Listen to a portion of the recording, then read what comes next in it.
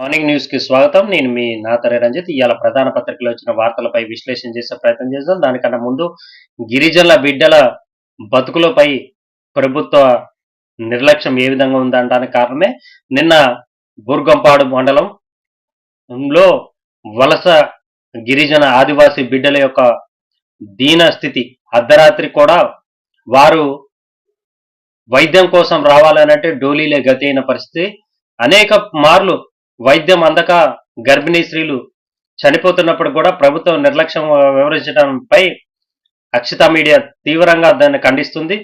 తీవ్రంగా హెచ్చరిస్తున్నాం కూడా అధికారులని నిర్లక్ష్య వైఖరిని వీడి తక్షణమే ఆ ప్రభుత్వ అధికారులు వారికి అన్ని వసతులు కల్పించాలని చెప్పి ప్రభుత్వాన్ని మా పక్షాన వారి డిమాండ్ చేయడం కూడా జరుగుతుంది. ఆదాబ్ హైదరాబాద్ ప్రధాన వార్తగా ఏం ముద్రించిందో ఒకసారి విశ్లేషణ చేసే ప్రయత్నం చేద్దాం.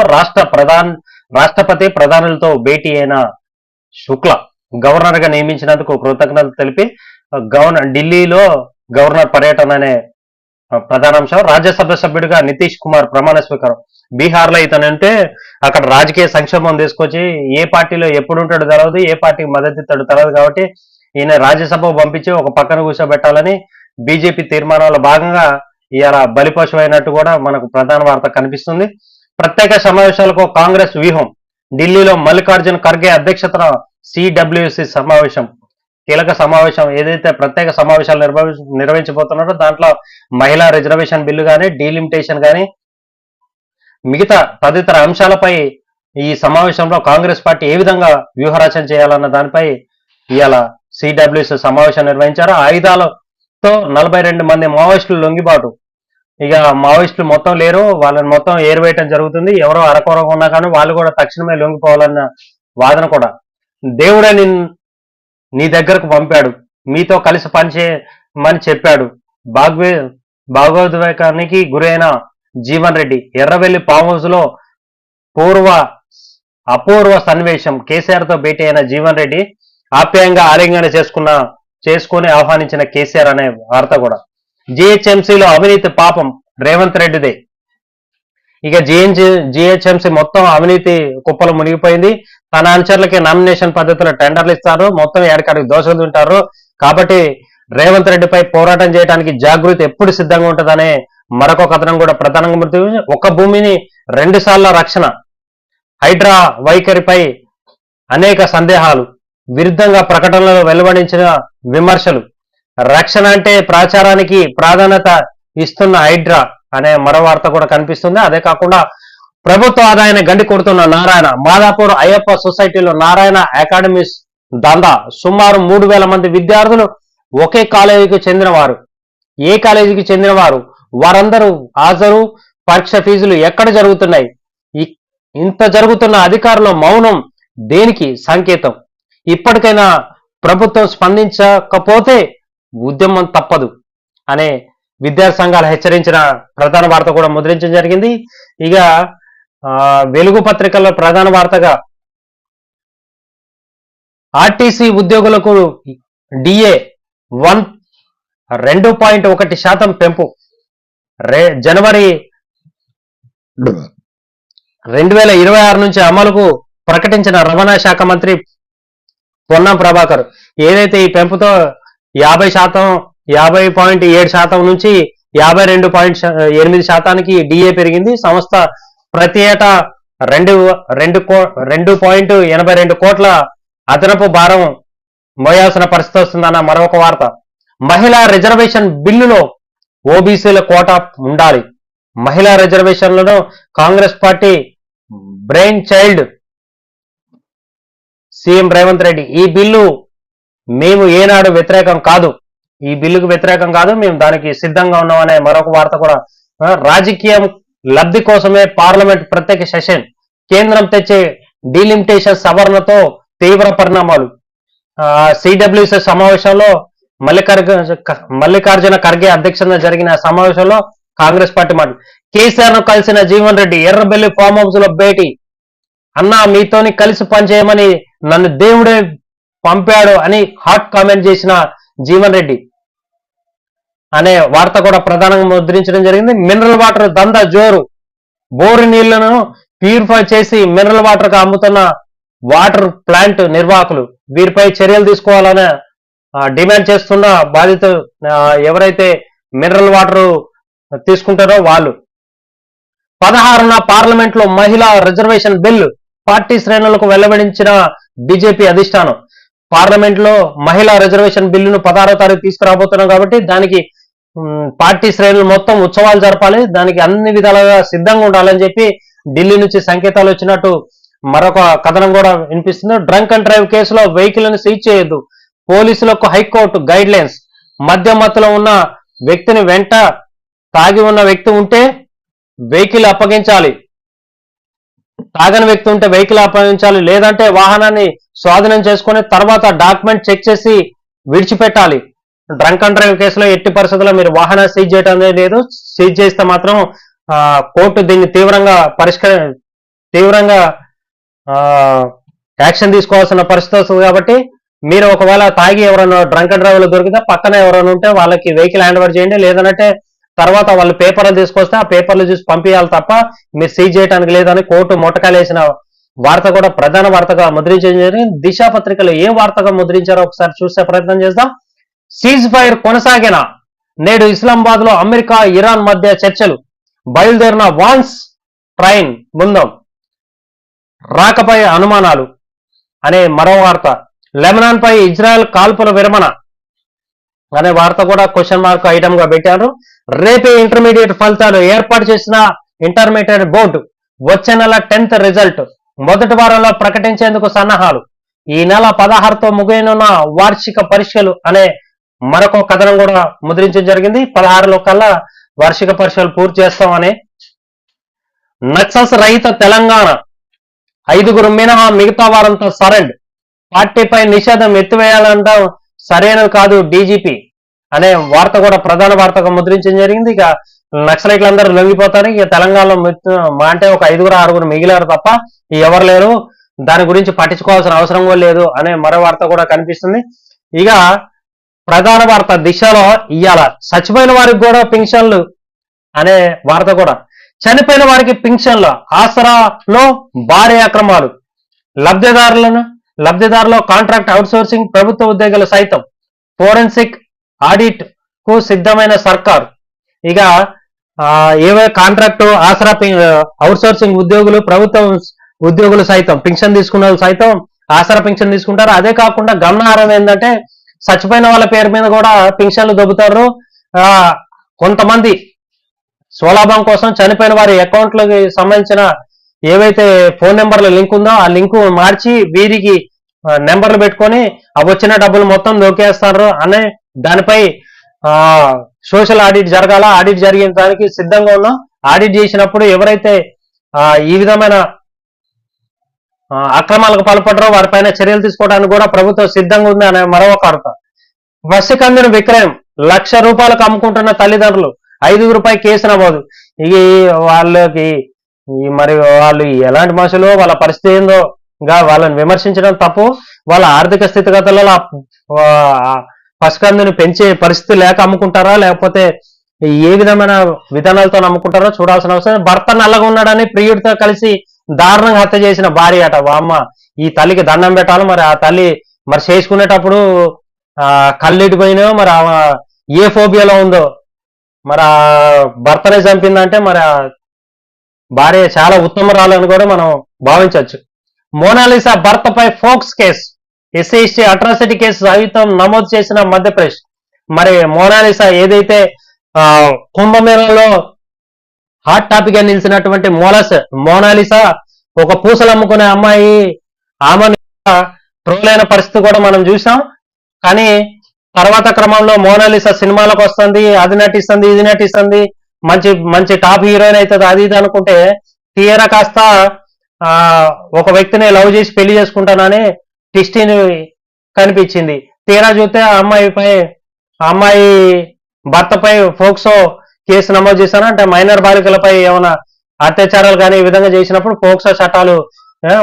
20న కారు ఎక్కనున్న జీవన్ రెడ్డి, కేసీఆర్ సమక్షంలో జాయినింగ్ అనే వార్త కూడా ప్రధానంగా ముద్రించడం జరిగింది. గాయపడ్డాం, ఇక రెచ్చగొట్టొద్దు, అనే వార్త. సిడబ్ల్యూసి సమావేశంలో డీలిమిటేషన్ లో దక్షిణాదిగా వివక్ష చూపితే ప్రజా ఉద్యమాలే. మహిళా రిజర్వేషన్ బిల్లుకి కాంగ్రెస్ వ్యతిరేకం కాదు, ఢిల్లీలో సీఎం రేవంత్ రెడ్డి చిట్చాట్ అనే వార్త కూడా ప్రధానంగా ముద్రించడం జరిగింది. జస్టిస్ యశ్వంత్ వర్మ రాజీనామా రాష్ట్రపతికి సమర్పించిన అలహాబాద్ కోర్టు జడ్జి. ఇక ఈయనైతే ఇంట్లో కుప్పల కొద్ది డబ్బులు, ఇక ఏసీ బోర్లు వాళ్ళు అధికారులు పోయి ఈయన పట్టుకోవడానికి పోయేటాలు. ఈ ఉత్తముడు ఏం చేసిండు, డబ్బుకి ఆ డబ్బుని అంతా కాల్ చేసిన పరిస్థితి కూడా మనం గతంలో చూసినాం. అలాంటి ఉత్తముడు ఇన్ని సంవత్సరాలకి ఇప్పుడు ఈయనకి బుద్ధి దేవుడు ప్రాప్తి కలిగిందట్టుంది, అందుకనే రాజీనామా చేసిండు అనే వార్త కూడా ప్రధానం. 6 నెలల్లో యూసీసీ అధికారంలోకి రాగానే అమలు, మహిళా నిరుద్యోగులకు 3,000 రూపాయలు. పశ్చిమ బెంగాల్ లో బీజేపీ మేనిఫెస్టో విడుదల చేసిన అమిత్ షా అనే వార్త కూడా ప్రధానంగా ముద్రించడం జరిగింది. అదే కాకుండా యమునా నదిలో పడవ బోల్తా, గల్లంతైన వారి కోసం గాలింపులు, 10 మంది దుర్మరణం అనే ప్రధాన వార్త కూడా. ఇక్కడ లాభాలు అక్కడ నష్టాలు, తెలంగాణ డిస్కాంలకు పెరుగుతున్న లాస్, ప్రతి యూనిట్ కు పై 27 పైసల లోటు, మిగులుబాటులో ఏపీ, కేరళ, తమిళనాడు రాష్ట్రాలు.